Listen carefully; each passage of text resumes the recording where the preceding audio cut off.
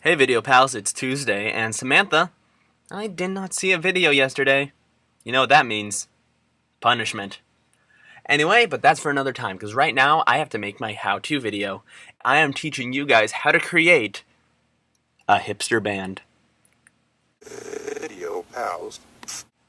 First off, you're going to need a name. My personal favorite way to name a hipster band is get a piece of classic literature. In this case, I like Kurt Vonnegut's Slaughterhouse-Five. And you can do either one of two things. One, open to a random page. Just put down your finger. Whatever it lands on, that's the name of your band. You could either have a fur collar, a lining of crimson. That's a good one. Took place at Billy's armpits. I think that one's my favorite. And if it sounds a little bit too pretentious, that's good. That's bonus points. Another way you could do it is to rip pages out of the book, but I don't really like doing that in case of a... Whoops. Step 2, your image.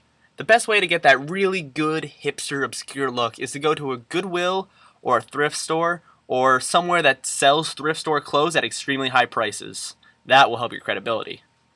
And what you're going to want to do is find clothes that make you seem unique and individual and eccentric, something that says, I'm my own person. And that way, you can look just like all the other people who are both unique and individual. For example, hey guys, this is my new outfit. What, you think it looks weird? Well, of course you would. You don't understand it. Simpletons. Now, you're going to need to write some songs. For this, what you're going to need is your old high school chem notebook. Because you know what you really wrote in there. Cheesy love songs. Oh, come on, admit it. There's one in there. Right in the back.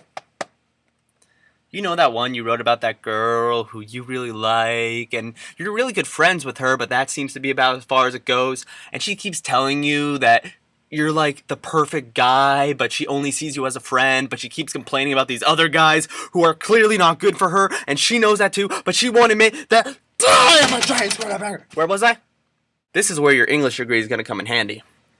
You're going to take the cheesy lines like, oh, how I love you so much, but you love that other guy, the guy I want to punch.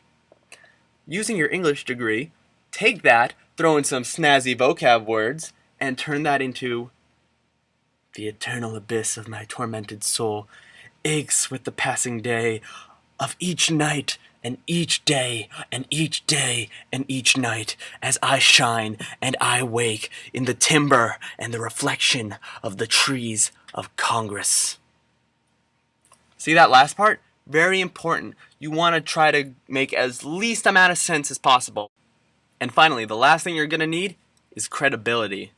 If anyone dares to question your thinking process and your creative development, you simply tell them, everything I do and say and play on stage is a political statement. It's social commentary, man. Or, I guess you're just not observant enough to realize that. Why even bothering with you?